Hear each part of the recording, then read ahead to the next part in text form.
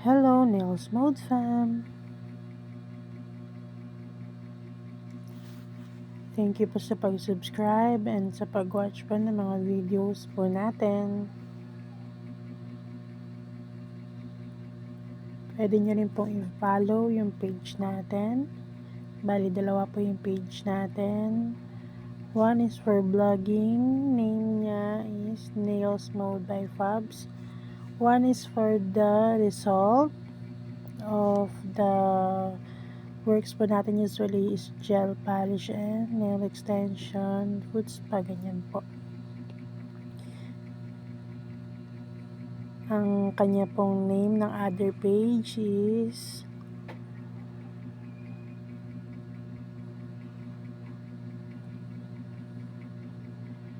Fabs Beauty Lounge. Kulay gold po yung kanyang profile.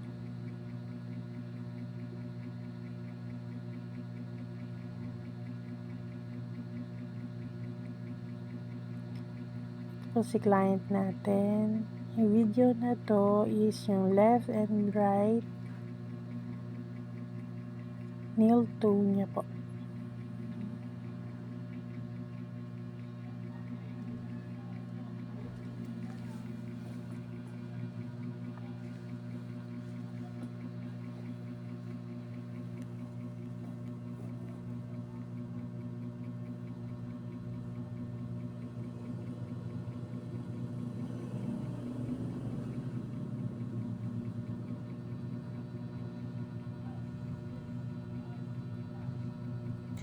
Ginawa po natin to sa studio. Pupunta po sila dito sa studio ko, and then after naman natin gumawa sa kanila, bali 3 persons po sila magkakasama. The husband, the wife, and then isang friend. Yung friend nila is nagpa-boots pa. Yung husband and wife is for pedicure na regular. After naman ang set nila, nagpahinga tayo, and then may sumunod na booking outside home service for Dita area. Ayan, Santa Rosa. Yung next is Santa Rosa, Dita, Santa Rosa, Laguna.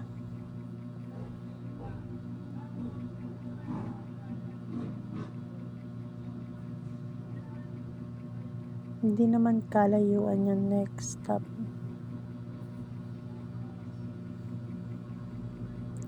Inaabot na tayo ng 12 ng gabi sa next after ng set na to, ng 3 set na to. Yan, nakauwi tayo ng house 1 AM.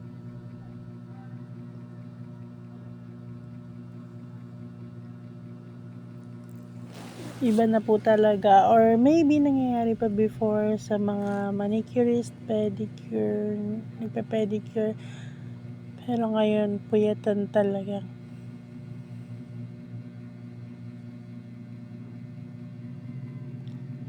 Gumagawa rin po talaga ako sa studio ng even po gabi or madaling araw, depende po sa available time ni client. Ngayon, sarap ng pagkatanggal ng dry skin. Sumama rin siya sa wakas. Minsan po may pumupunta dito sa studio 12 na po ng gabi. Kasi minsan masakit po talaga yung gilid ng kuko. Hindi po natin inaayawan yan. That's a blessing. And syempre, yung nararamdaman nila na masakit, syempre matatanggal din natin. Bali, parang help na rin yan. The same time, blessing din naman sila sa atin. Blessing yung client. Also, blessing din yung nail tech. Kasi syempre, if ever may masakit sa'yo, hindi ka marunong magtanggal, nail tech yung magtatanggal. or kaya for enhancement, gusto mo ng gel polish or ng nail extension, foods pala, magpa-foods pa ka, yung pamper time. Kesa pag hindi mo carry na gumawa sa sarili mo. This time po, while editing, medyo puyat po tayo.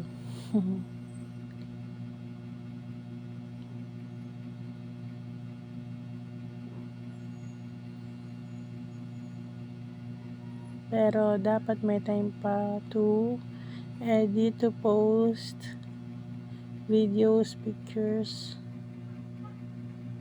for our marketing.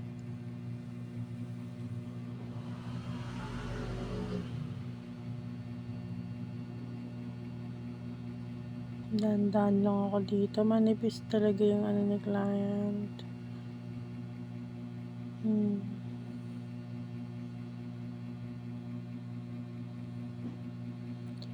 Ito yung part na, ito yung nail tone na may magang side. It's okay. Nabasa niya siguro, kakagalaw niya after niya linisan. Nag-ipon ng nana.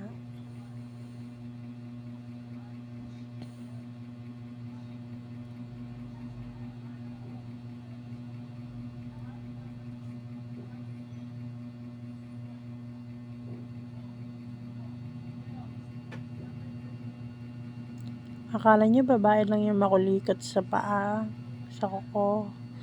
May lalaki din ganoon, like nito ni sir. Pag nararamdaman niya na may makati sa gilid ng kuko niya, kinukulikot niya talaga. Kasi may gamit din yung wife niya sa house. Nagtatry yung yung kanyang wife as feature nail tech.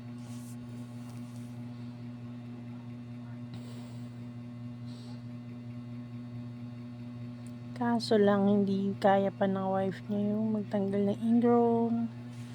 Medyo malalang dry skin. Kaya dinala dito ni Mrs. sa aking studio.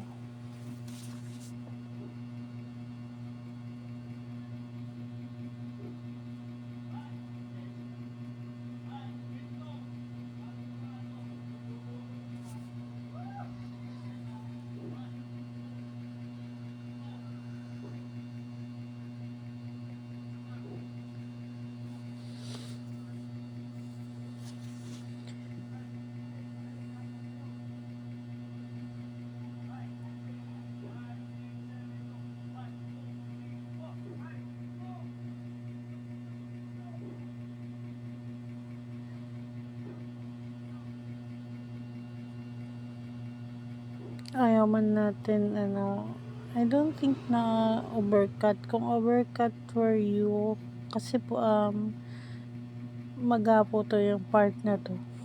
Kailangan ko talaga siyang tanggalan ng nail.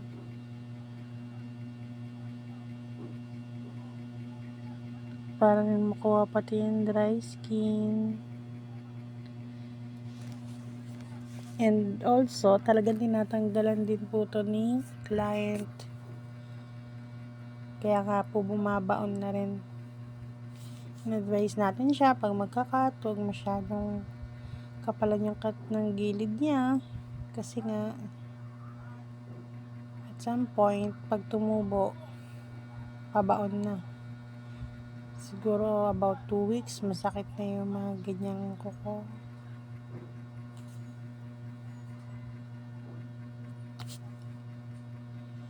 Yung kuko ng wife niya napakaganda.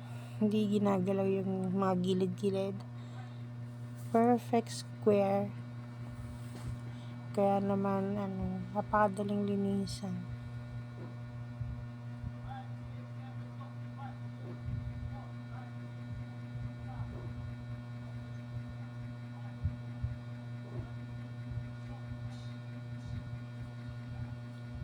Dito medyo nasasaktan si sir kasi maga may sugat yung gilid.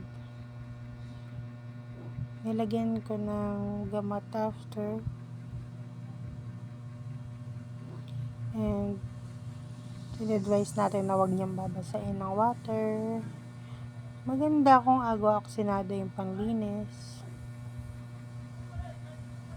Akin, wala naman perfect. Kahit yung sarili kong comment, mas na-overcut ko pa nga syempre yun kasi hindi ko siya ganun masyado makita pag naglilinis ako ng kuko sa paa.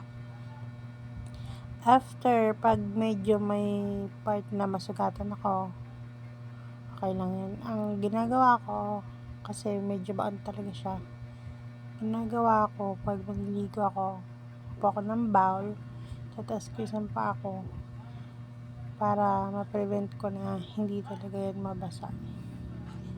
Lilinisin pa rin natin, pero syempre agua oxinado yung panlinis natin. Last ko siyang binabasa yung part ko na yun, na paa, then legs, yan, last yun, para naitataas mo siya habang winawash mo.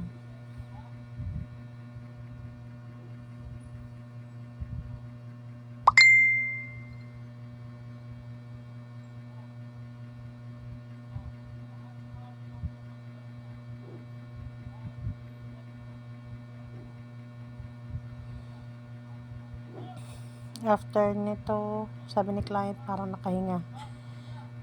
nakahinga ng malog yung koko niya. Ito, tinanggalan natin yung dry skin.